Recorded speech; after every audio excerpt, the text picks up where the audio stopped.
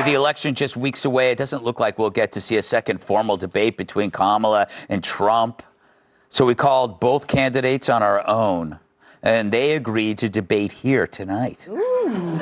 Please welcome former President Donald Trump and Vice President Kamala Harris. Vice President Harris, I go to you first. You've been doing a media blitz this week. Do you think it's helped you with voters? Look, Greg, I'm going to be clear. All right? I want to be clear. I grew up in a middle-class family. All right?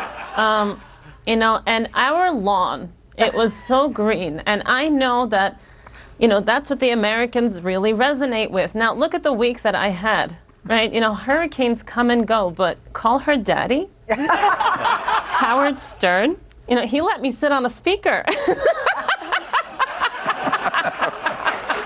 Mr. Trump, would you like to respond to that? Sorry, Ron DeSantis is calling. He calls me back so quick. Ron, we'll call you back. But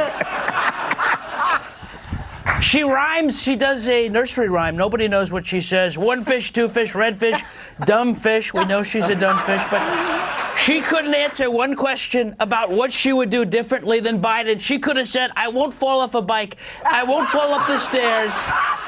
She could have said, I won't die as president. What a layup. I won't die. He could be the first president to be assassinated by time. She'll be the first president to be assassinated by stupidity. Think of that. All right. Next question to you, Mr. Trump. What's something you would do on day one if elected again? So I would not have men in women's sports. Could you believe we're even talking about it? The only balls on the court should be for dribbling, right? For dribbling. And I will end the racist, think of it, Greg, the racist DEI, right? The DEI, because think of it, she was the first DEI hire, the first autistic hyena in the Oval Office, and we're going to put an end to it. We're going to put an end to it. Vice President Harris, do you want to respond to that? Let me tell you something, and I want to be clear in case I haven't been clear in the past, all right? On day one, my administration is going to ensure free food for everyone. On day one, clean drinking water. On day one, free housing for up to 5 years. Ladies and gentlemen, on day one, everything that you can possibly imagine and you need goes to all illegal migrants. Now, as for the American citizens, well, they get abortion as promised. All right. We'll go back to you, Vice President Harris. You flip-flopped on a lot of issues. How can voters be sure you won't keep doing that if you're elected? Look, again, I come from a middle-class family, right? My values have never changed on that, right? I've talked about my grass being green for quite some time now. All right? And as a former, prosecutor and former state attorney general and, Willie Brown's ex, shout out to my brothers and sisters, right? Any good lawyer will tell you that. Trump, if you can hear me, get a better lawyer.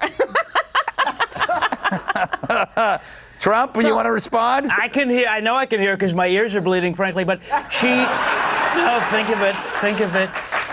She changes more than Joe Biden's diaper, right? But it's sad. It's sad.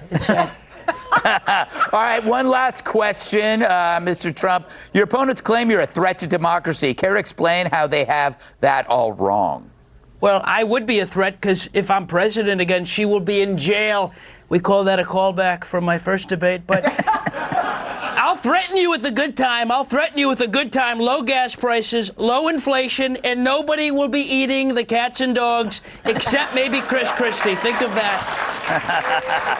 All right. Vice President Harris, your response.